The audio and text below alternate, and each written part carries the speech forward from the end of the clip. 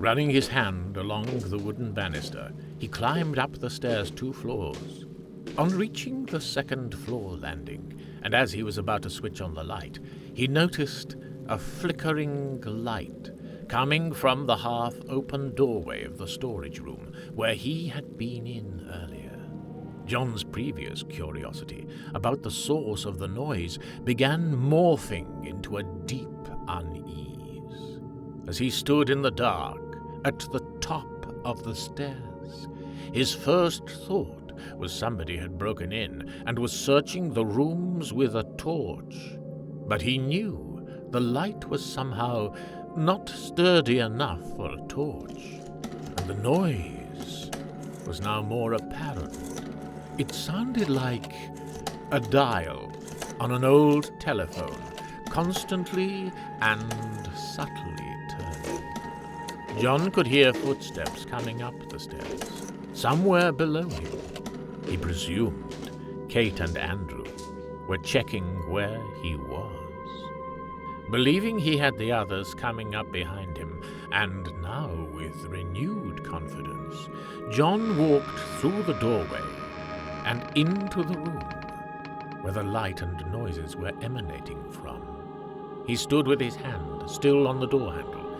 He wasn't expecting to see the machine he had inadvertently set up earlier wreathed in a bluey green light, which beamed hazily out from slits in its chassis, and a glass sphere with mechanical, whirling, dark shapes deep inside.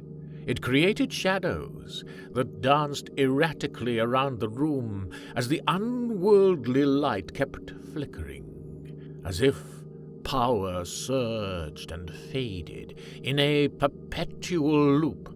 John had known of this machine all his life.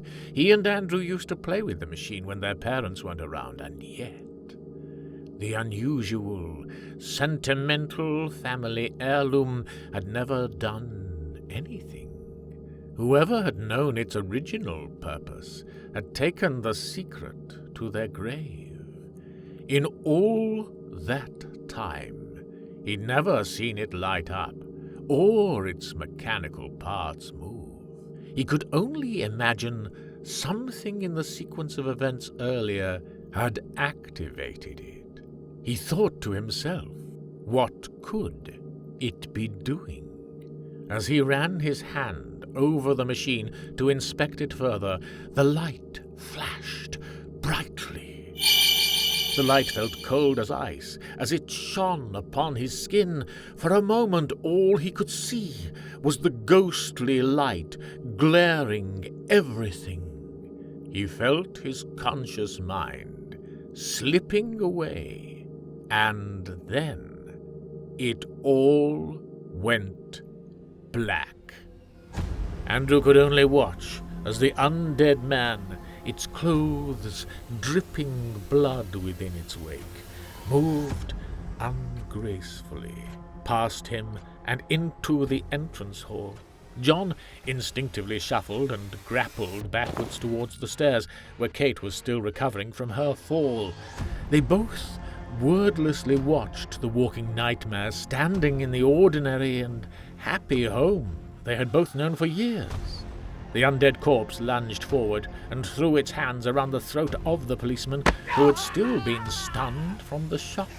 As the corpse's hands tightened and choked him, the policeman let out a gurgling scream of pure terror.